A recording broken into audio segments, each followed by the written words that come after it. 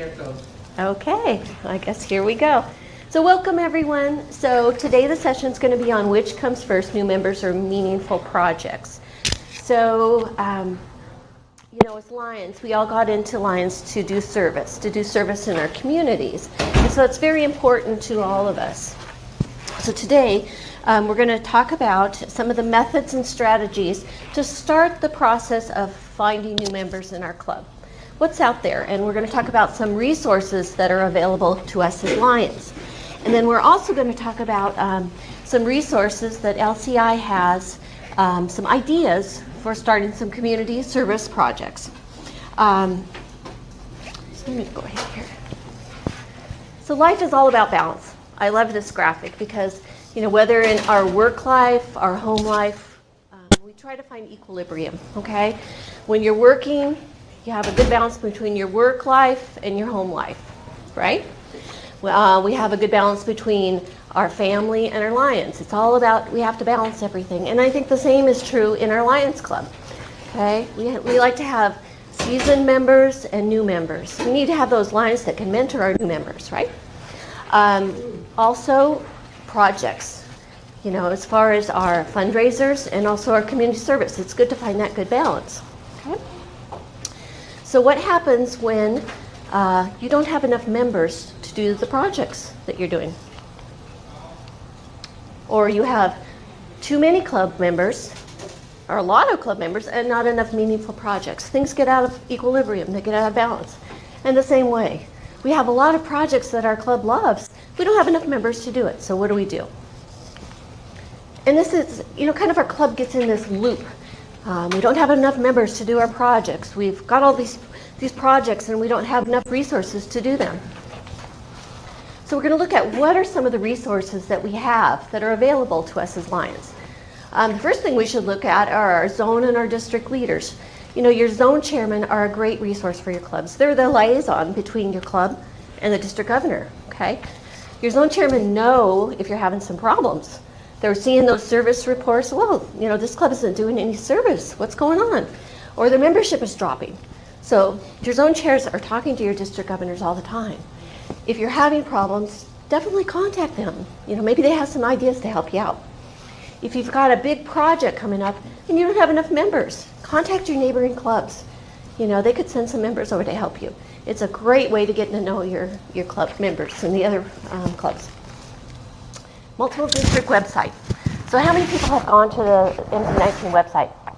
Has everybody looked on it? Okay, some haven't. And also Lions International website. It's interesting, I've had people in our club ask me, how do I find this? What do I do? And I said, well, go to the websites. They're like, well, I'm not an officer, I can't go there. So there's one section on there that the officers go and put the input in, but there are tons of resources out there for you to look on. Okay, so let's look. So know who your zone chairs are. Most of us are here from multiple District 19. A lot of us from G, our district governor, but know who your leaders are in your section, in your zone. So here is the multiple district website. One important area is this toolbox. A lot of great resources there, but there's so much information out there. Your homepage is here. It talks about multiple District 19. It talks about all your leadership, the calendar of big events, toolbox, a lot of resources, all this information. But look right here, the forum. You're here today, so information here on the webpage. But one thing we're going to look right under here, which I couldn't get it big enough. 3 easy steps to strengthen your membership. We're not going to go into this because Council Chair John Kerry is going to talk about that, but this is a great resource for you and your clubs. So this is a video that Council Chair John Kerry has created. Go on there and watch it. It's a great source for your clubs and for you to grow. There's 3 parts to that. It talks about you can click and download some different resources there. How to recruit new members. And then this is an awesome thing, along with past District Governor David Walk out of College Place. He will create a video, a promotional video or an orientation video for your club. You send him actually pictures of your club doing service and they'll create this video for you. So that's a great tool. Okay, Lions International website. So here, I'm sure you've been there, My LCI is where your club officers go. And they put all the information about your service and your information about all your members. But today, we're going to look right here under resources, okay? And I don't know if you guys have been here recently, but it's been upgraded and it's awesome. It's very user-friendly. So under resources, this is what it looks like, okay? And we're going to kind of live right here today under membership development. But when you open this up, there's tons of resources, all of these different sections here. But today, what we're going to talk about basically is just some different projects that LCI has on here that will help you to locate different types of members possibly for your club and give you some ideas of where you want to search for some new members. So the first one, how can your club get started? So there are actually 3 different areas that I found on there that are tools that you can help your club to get going. The very first one looks like this, and it's a very simple little 5-page sheet, club and community assessment, I guess it's called. I'll just pass this around for you to look, but it's a real simple, it says it takes 2 hours to complete. You can do it after a meeting, you can meet for a Saturday morning and get this going. They suggest you have 8 to 10 members to do it. Talks about do you like your project? Is your club happy with the projects you're doing? Do you have meaningful projects? It's a community assessment part. And then just putting it all together and discussing, what your club can do better. So this is probably the easiest. They kind of are in progression. The next one is, how are your ratings? And this one is a 3-part one. There is an administrative guide for you to use. And there's a questionnaire. And then it has an Excel spreadsheet that you put all the data in. I know Canvas has gone through this. And Stephanie Stark kind of led that charge and really helped them out. So that's another really good tool. So they get a little more involved here, the first one being the easiest. The next one is the blueprint for a stronger club that kind of looks like that. And this has components of both of the other one. So it's a little more involved. But definitely some great tools that your club can use to get going. So I had asked everybody to put their name and their email down. And what I'll do is a web page that the link will send you to. And there is all of these links that these will be included on. So that's what it'll look like when it comes up on yours. Okay, so how do we get started then? This is the community assessment need. A little more involved. So it talks about what are your club's strengths and challenges, what area of need motivates the clubs to serve. Are you guys happy with what you're doing? And what are the specific needs of the community? I know in La Center we're really fortunate because in our club we have our mayor, we have a couple of city council members, we have people from our school, we have our school nurse. So I feel like we're pretty in tune to what our community needs are. But definitely get out in your community and ask, what are our needs out there? Where can the Lions help? And what opportunities and resources will enhance our service? This one talks about how are your ratings, and it talks about the administrative guide, the member survey, and then the Excel spreadsheet. And same thing here, just a little more involved, takes a little more time to do that one. And it has components of the other 2 also. So, who should our club recruit for members? Who are the different areas out there, the different groups? Family members, Lioness members, Leo members, veterans, club branch, specialty clubs.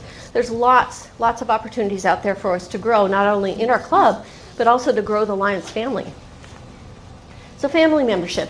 Who in their club takes advantage of the family membership? Does everybody? Everybody have family member units? Okay. So in our club, this is really one way that our club started to grow. A few years ago, we were down to just a handful of members. And we had maybe 3 or 4 active members in the club that were just meeting, trying to figure out, how are we going to do the service projects in our community.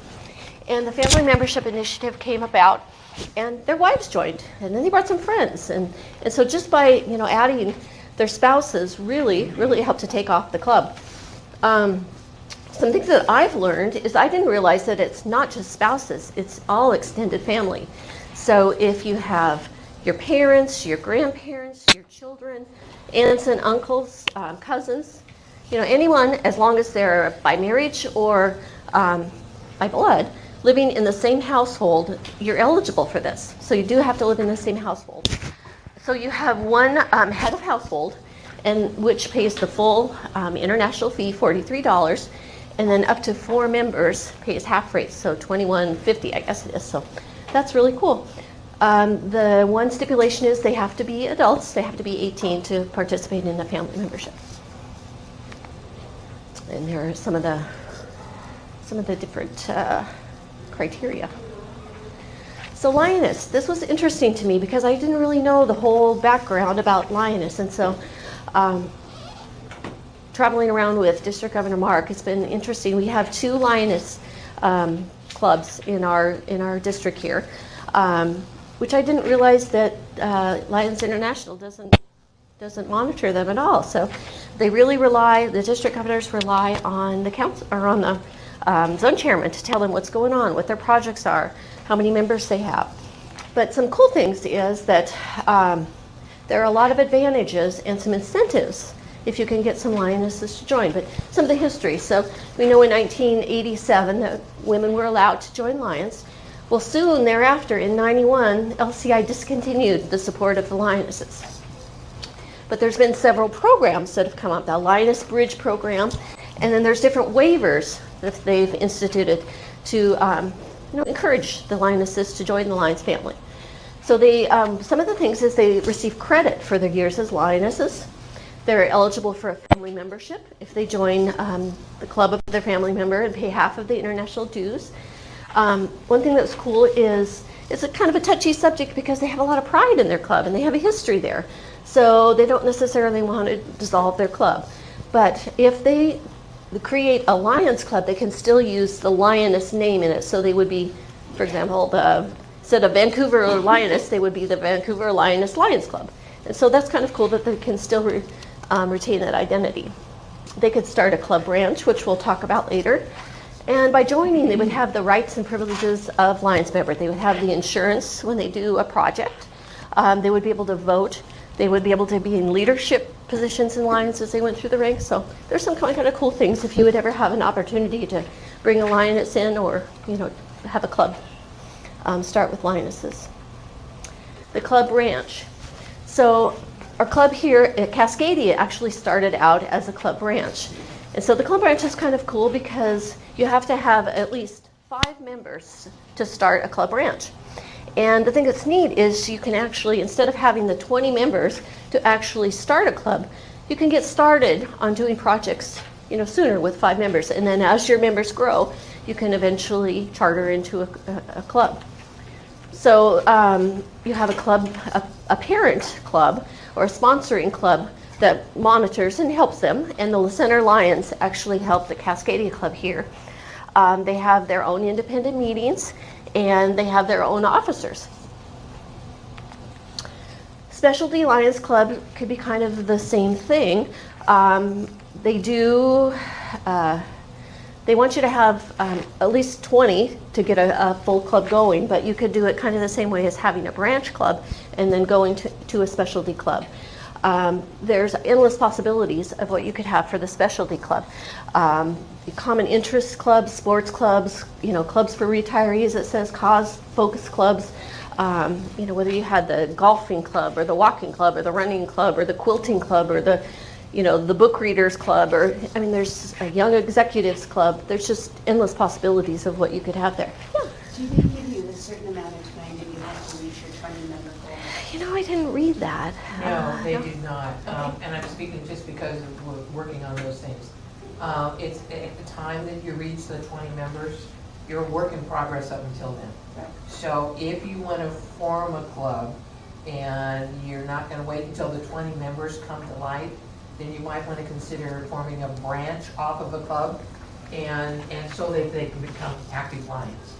Otherwise, they're not really active Lions until the club of any sort comes into play. So that might be the workaround. Mm-hmm. And then you would just transfer the members from the original club into the new club. Mm-hmm. Okay. Thank you. Yeah, the club branch is really a cool way to specify until you know, go on to the other, you know, specialty club or whatever. Campus Lions Club. Okay, so this, once again, could start out as a club branch if you had just a few members at a campus that wanted to have a club, but they weren't, you know, quite to their 20 members yet. But they could really focus on, you know, the culture of the university or any college they're going to, any type of a educational institution. Once again, they've given some incentives for these young people that want to join and do service on their community, in the community there on campus. So they have to be a legal, they have to be 18 years of age, of course, to be a Lion. Through age 30, they could pay a student member program and only pay half of the international dues, so that's a cool thing. They're exempt from any charter or entrance fees when they join. And then if they're over 30, then they receive a discount on their charter or entrance fee. So that's kind of a neat one also.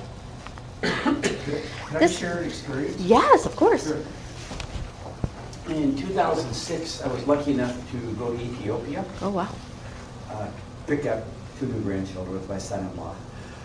And it's what I experienced. But one of the experiences I had there was at a local college that started a campus club.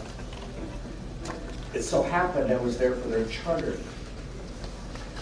And it was incredible because there was like 50 people in it. And I asked the 2 leaders why or how they put it together. They gave me this response: we could not find any other outlet to teach these kids about service. So I think if we get that message in to our Lions who go into the colleges, we could probably develop more. Because if the other side of the world looks at it that way, why shouldn't we? Right. You know? And the side thing was, the club was formed by a Christian professor and a Muslim professor. Wow. Very cool. That's neat. And they were able to overcome their religious differences and still, you know, do work in the community. And one was a female and one was a male. Awesome. It was a combination, I think, put it all together. Very cool. Thank you for sharing. Yeah. Another program, the Veterans Program, and this is something new that I learned about in doing this research, but, well, we just heard about in the introduction over there that North Clark, one of our members up there, was able to recruit 9 members, and it was actually 9 veterans that they brought in. And so they were doing, their Lions Club was doing a lot of work with the local veterans organization up there, and they were encouraged to join the Lions also. So there's some really neat things that can happen there because a lot of the veterans are good leaders. They're organized. They can really bring a lot of good skills to your Lions Club. And once again, there are some incentives that they're offering through LCI. I think they waive the origination fee, the entrance fee, and so that's a nice little thing that they're able to do. Let's see here. Leo to Lion program. This was something that was new to me also. So current or former Leos between the age of 18 and 30, and they have to have at least 1 year as a Leo, they can be a Leo Lion. And so that's a new designation, I guess. So that was really, really cool. It's a membership type. The Leo Lions pay only half of the international fees and no entrance fee. So, and then former Lions, age 30 and above, pay no entrance fee when they join the Leo Lions Club, or a Lions Club. So that was a kind of a neat one also. So, you know, it would be a great opportunity here for all of our Leos that are at Cascadia Leos to, once they leave here as seniors and go on to a university, possibly starting a Leo Lion Club there. So pretty cool. So, does anybody have any other experience of some of these different programs, or where they've experienced like Hal, where they've had an opportunity to, you know, have family members or any lioness that they've had conversation with? Yeah, go ahead. Well, it was my understanding, are there some Lions Club that do not allow women still?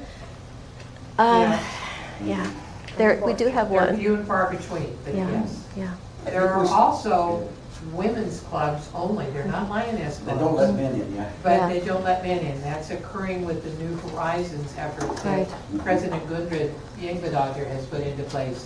Right. So it depends on geographic location.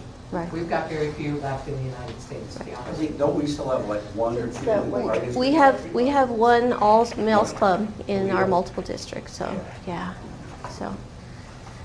Yeah, Dizzy?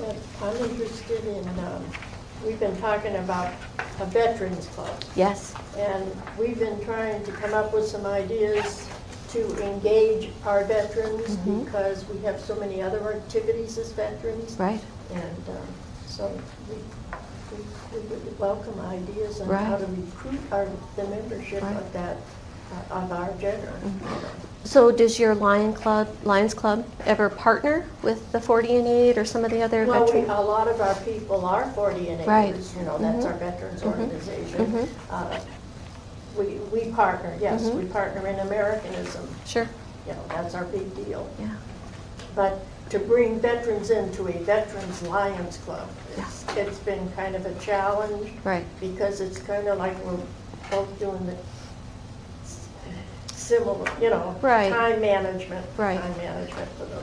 but I think, you know, if you had an all veterans club, I think they could relate well to each other, and that might be a really a special thing. You know, that's one thing, when your club decides they want to bring in a group of individuals, they have to realize that their club is going to change. That's just like the family membership. If you bring a lot of young women in that have children, is your club going to be accepting of that? And some clubs don't like to do the Pledge of Allegiance. You know, your club, your way. What if you have a bunch of veterans? And that's going to be important to them, you know? So you need to have a discussion with your club. This is what we want to do. These could be the results, and they have to be accepting of that. So, you know, there's all these tools and these resources, but you know, you can lead a horse to water, but you can't make them drink. They have to want to. They have to want to do it too.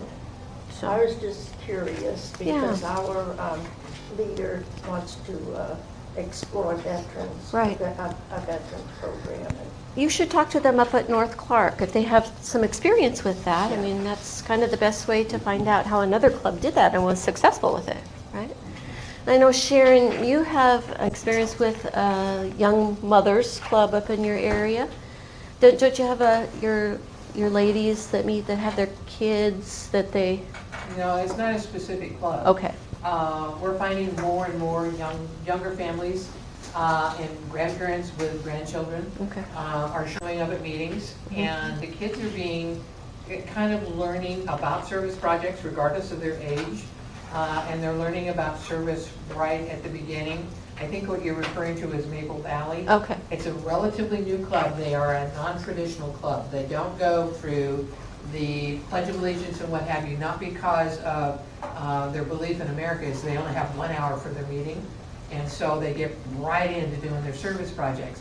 They were bringing their kids to the meetings, and they brought the high school kids in to kind of oversee the younger kids, and so I'm blessed to say that we have a Cub Club, and those little Cubs are from 4 to 10, and they've already completed 6 service projects. And an example of a service project, they have their own little t-shirt with a non-traditional Lions in it, a little on the kind of outrageous side, but it's cute.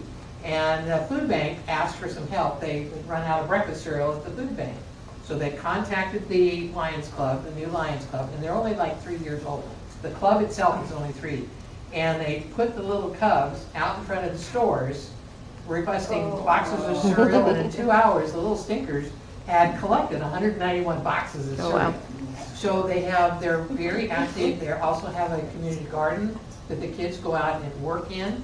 And these are things that the little kids can do and still learn from. So, and it's something that, the one thing they don't have in place right now, and it's a work in progress, is the high school loop, which would traditionally be your Omega or Alpha Leo Club. And they haven't decided yet, and it's basically the teens deciding what they want. They're very, very close, but they're actively involved with the Cubs and overseeing them, providing mentorship. And they also are great volunteers for the older club. So they don't necessarily have to have a club, but yet they're active volunteers. And many times, what we're looking for is that extra set of hands. But at the Cubs, we do have Cubs, and for those of you who don't know, at LCI, you do have a downloadable document on an activity form for what you can do with kids.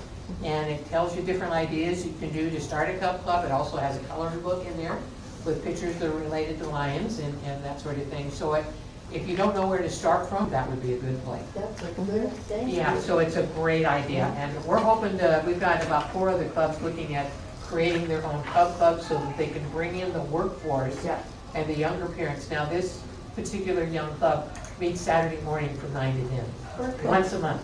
That's all, and they just had their first major fundraiser, which was an Oktoberfest, and they had to close the door because they sold out all the tickets, and they raised That's a good problem, right? $19,000. Wow. For that was their first fundraiser. Other than that, they were kind of operating on a wing and a prayer. And so now they have to rent a bigger facility to do the next opportunity. It's a very community-centric club. Very cool. Not necessarily outside of the community, but very, very strong within the community. Did they start out as a branch club, or did they go? No, full- this one actually started, we actually had somebody come in from LCI and actually help them grow that club. It was a community that had a Lions Club about 15, 20 years ago, and due to personal conflicts and that sort of thing, they disbanded. So it was just prime in the local communities. Their clubs were shutting down for a variety of reasons. And I'll tell you about the community centric. Their keynote speaker on their charter night was the president of the Rotary Club. Oh, wow. So reaching out it makes a huge difference. A lot of collaboration.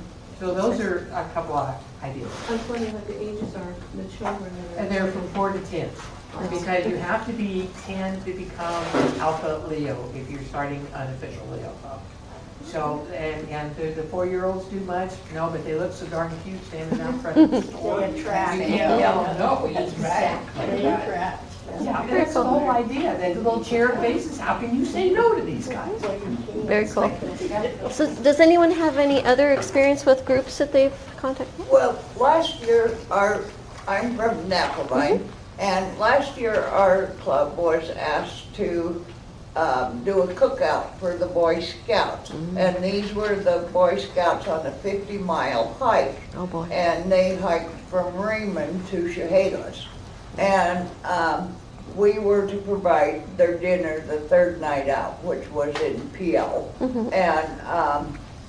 And then we not only had to provide dinner the one night and a program, you know, of sorts, and then we had to be back out there at 7 o'clock the next morning with breakfast and stuff for them to take with them in their backpack on the hike they were doing that day. Well, through that contact and through working with the Boy Scouts, wouldn't you know, now I'm a Cub Scout leader. Oh, boy. But what I found out is the Church of Jesus Christ of Latter-day Saints, which most people know as the Mormons, have been a big sponsor of Boy Scout troops. And this is the last, they're getting out of it, the end of this year. Well, Boy Scouts are all about doing service. Right. And so, and you can't hardly go into any of our little rural communities without seeing a Lions emblem on a ball field or a park or whatever.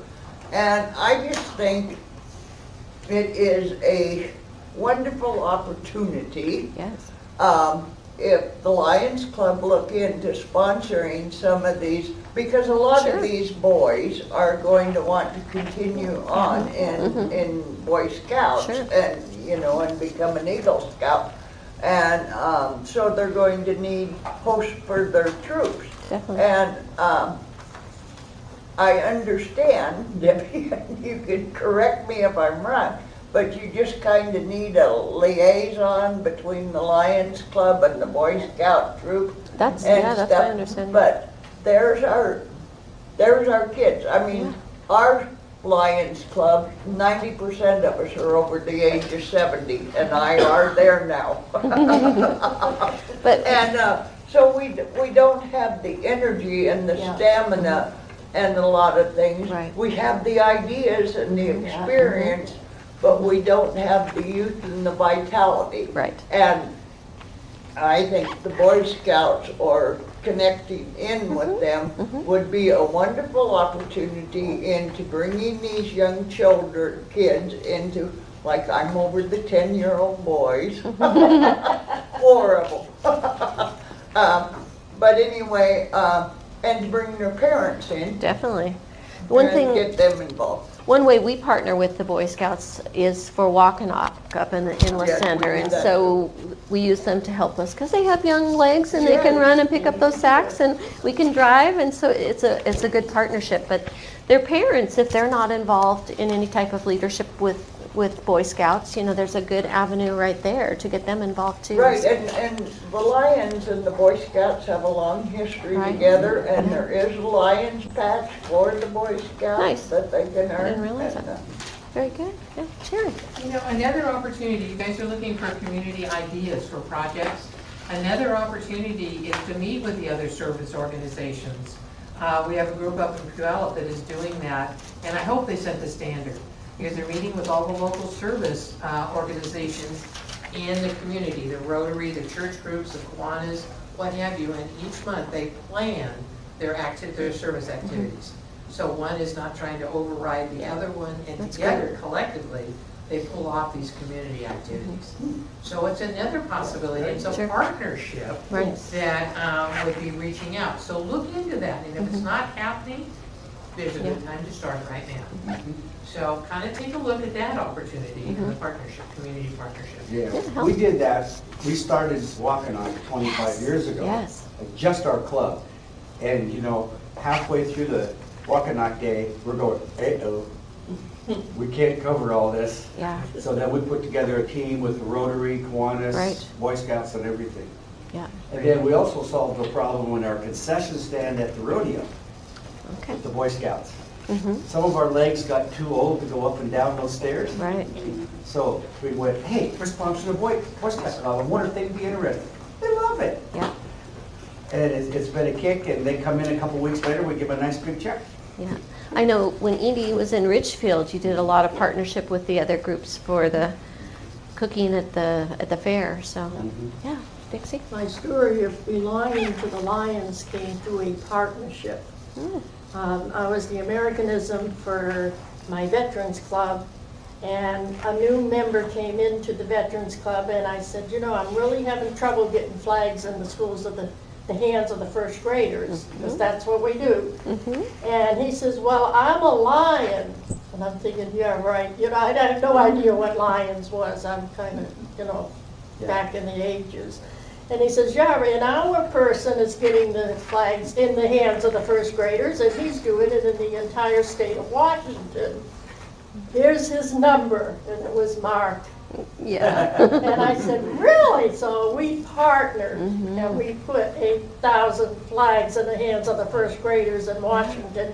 And then my friend says, why don't you visit my Lions Club? You met one of the Lions, and that's how I became a member. So, you know, you reach out and your partnerships right. really work, guys. That's right. Yeah, as of now, I think this last year we had given out 35,000 flags in Southwest Washington. So it's really getting up there. So partnerships in action, definitely. Yes, it was. Yeah. Yes, it was great. Yes, sir. It was great. Our club is starting, they haven't started, but they're talking about one local school starting a club in one there. So Leo's Club? Okay, awesome. And this is up in for Longview Pioneers? Right. Very good. Yeah, I've heard that. So that's going to be awesome. So here in G, right now we have two. We have Leo's Club in the center, and then here at Cascadia. So, and we've found when we do projects with the Leo, the energy just goes up because they're so enthusiastic and they're excited and they want to help, and so it really is touching to your heart, and it really gets the Lions excited. And once again, they've got young little bodies that they can do a lot of the work that we can't. So it's really cool. Okay, so meaningful projects. Does your club need some ideas? So, thanks to District Governor Mark, he provided me with these. But if you remember back on the LCI webpage, the toolbar across the top, and there was one on service up there. So under the service, there's all of our global causes, our 5. And there's a lot of information that you can go in there and, find about our diabetes, vision, hunger, childhood cancer, and environment. Okay? One section on there was 25 projects that you can do under each one of these categories. Now it has been removed from there. So I don't know if it's coming back or what, but when you click on there, it's like they're updating the website. But District Governor Mark had actually saved these, and so I was able to print it out. So these are the 5 that I'm going to be sending you. So there's actually 25 projects there under each cause. And I couldn't get the whole sheet on there, so I had to kind of split it up. But one thing that they're doing is they're kind of dividing these up into 3 sections: discover, learn, and then act. Okay, so you discover there's a need out there in one of these areas, you learn about it, and then there's the act part is the different projects. The thing that's cool about these is it divides it into an easy, an intermediate, and then an advanced project. And it lists out these 25. So here, this is all about the diabetes, but some of them, a lot of these on the beginner section, we do a lot of these already. So, donate a diabetes magazine subscription to your library, have a speaker, that has diabetes, sponsor a child to attend a diabetes camp. I know we've done that in the center. Post diabetes information on your club website. Organize a Strides walk. We did a Strides Zumba last year up at our conference. So lots of interesting things there. Has anybody done any projects with diabetes that they'd like to share? I can think of anything. Other than the Stride walk, which you already mentioned. Yeah. That's Okay. our primary. But some of them are very involved. Sponsor a training program for community healthcare workers to learn about screening, community sports. So, there's some serious time to get everything organized. But very cool. Lots of different projects. The Spokane Club, if I recall this, did a women's symposium with a major diabetes segment in it. Okay. And out of that, I think they got a number of members. And this was probably 2 or 3 years ago. Okay. So, Laura Witterson Yeah, I Yeah. would say that's District. Spokane source Central. on that. Yeah. Yeah. But as I recall, they had this section Right. that was like how to live with a diabetic, Yeah. those kind of things. Don't forget your diabetic camps. Diabetic Oh, yeah, camps, Camp yeah, Leo. Also your part Camp of the diabetes Leo, yeah. And like I said, we've sponsored kids to 2 attend weeks one. ago, we had our first student from Longview talk to us. Nice. It was, and he was struggling, but you could tell it was a meaningful experience for him. That's very cool. One of your Leo kids, or what? This was someone that was going to diabetic camp, or? One who went to Camp Okay. Leo. Nice, Yeah. nice. Yeah, and he was like, oh my goodness. Yeah. Kind of shy, wasn't he? Well, yeah, he was shy, Yeah. but still. Yeah. Seemed this he is really this- liked the camp. It was really Yeah. helpful to him. It's- There's other kids there around him that Yeah. had the same problem. Yeah, it's very cool when you can have the kids come to talk to your clubs. We have Karen in our club who's a diabetic, and her son Teo is actually diabetic. It's interesting. She's in a family, a genetic predisposition going on there, but a grandfather, her father, Karen, and then Teo all have type 1 diabetes. Okay. So that's cool. We've Karen is a counselor at Camp Leo, and then Teo attends. So it's really good to have that perspective of not only Karen as a counselor, but Teo coming through too and sharing his experiences.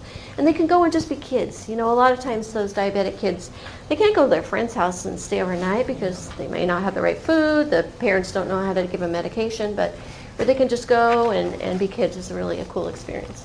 Do they have something like that for adults? I don't know. You could go and be a counselor, though. That would be awesome, wouldn't it? Yeah. Yeah. You can volunteer for the whole 2 weeks up there if you Yeah. like. But they'll accept you. You obviously gotta go through the background Yeah. checks and stuff. But, I think twice our club has gone, or maybe more than twice, because I missed a couple, have gone up there. The very first time that we took 12 people up there to do dishwashing and setting tables. After dinner, there was another club there. We had a contest between the two clubs to see who could wash the dishes the fastest. Oh, my goodness. It was so hilarious. Yeah. There was water flying everywhere, and all I can say, there was a lot of laughing going on. I know Karen has shared with us, Yeah. there's, before camp opens, there's cleanup. You can go and get the camp ready, get the cabins ready. You can sponsor a meal up there. You can do crafts. You can, if you have a nursing or physician background, you can go up and help. So there's lots of different ways you can help at the camps. So once again, vision, year 25, different for there too. So there's 125 different suggestions here through all of these. Hunger, I know I was looking through some of the beginner ones here too, and support your local food bank. I mean, we all do that.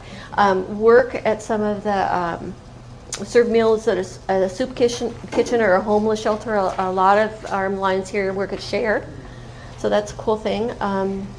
Donate to organizations that provide, foods to malnourished children. This was kind of cool. Just bring a variety of fruits and vegetables to an elementary school. I know a lot of your different clubs sponsor a school. So if you had a classroom, bring them healthy snacks. Tell them what it's, show them how important it is to eat, a nutritious meal. Environment. We have Nancy Messner here today, and she, I'm sure, could give you lots of ideas on how you could do some environmental projects. She's always out cleaning the beach or planting trees, or she's just got a lot going on.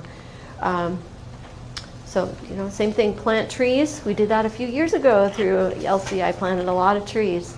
Road cleanup, beach cleanup, hold an environment themed photo contest. We've done that before. So there's just so many ideas. You'll have to, these 5 are the ones that I'll be sending you also, so you'll have some more time to kind of look through those. Childhood cancer, I know Edie's kind of our expert in that area in the district, so anyway, you want to share with anything that you're going to have a session and you'll be sharing too? A session at 2. Okay. It's our service project today. There's so many organizations out there for childhood cancer. There's Childhood Cancers of America, Cancer Centers of America. And yeah. There is, okay. That's And cool. so when Mark asked me to do childhood cancer as a cabinet member, I thought, I'll just shotgun out some letters and find out who needs help. And I shotgunned out, to the major names that came to mind. And what I got back a lot of times were donation envelopes. So money is always welcome. I'm not a write the check kind of girl most of the time. I do, but my first choice would be to do something hands-on that would benefit. And so today we're going to learn how to make wigs for kids that have lost their hair to chemotherapy or other chemicals used in the cancer fighting treatment. And these are through the Magic Yarn Project wigs. And that's the title, the Magic Yarn Project wigs. They partnered with Disney. And so there is no licensing fee paid to Disney for making these wigs, which is bizarre, weird. It's the only project that Disney has sanctioned that way. With that comes quite strict guidelines on what you can and cannot do. I know we had a wig making session here with the kids in the cosmetology, and they did a really good job, but they weren't happy. They wanted to braid it their way. They wanted to add this accessory. Well, this one would look better with the red stone. Except, no, Disney doesn't use red stones, So that can be, funny. I mean, they're fun to make, but they can be very frustrating to make too when you're just getting started, so. It's very cool. And you got to see an example on District Governor Mark Yes. there, one of the wigs, so that was very cool.